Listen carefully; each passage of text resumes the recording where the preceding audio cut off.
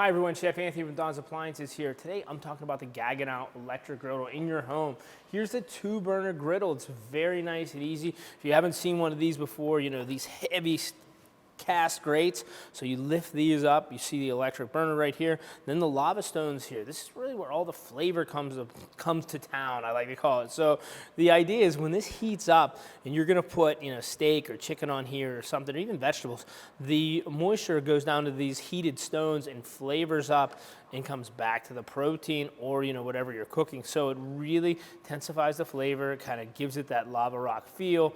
And, you know, just like works just like an outdoor griddle, only it's indoor, it's nice and convenient. The burner on here is a 2-burner, so you know, even the back burner gives us a lot of versatility. So now we can turn the back one up to like a 12 or something like that if we wanted to pan sear some steaks or chops or something like that, or even burgers. But say we wanted to finish them here on the front burner, so now you can put it at a low 6, so you really can constantly be cooking a lot of items on here. So think about the versatility on here. Even think about, like, you know, heating up a barbecue sauce too. If you were grilling ribs here, you put your barbecue sauce right on here, like on a pot, and you could glaze them and, you know, and kind of serve them right from here. It's a great entertaining piece in the kitchen in an open design concept in the modular pieces.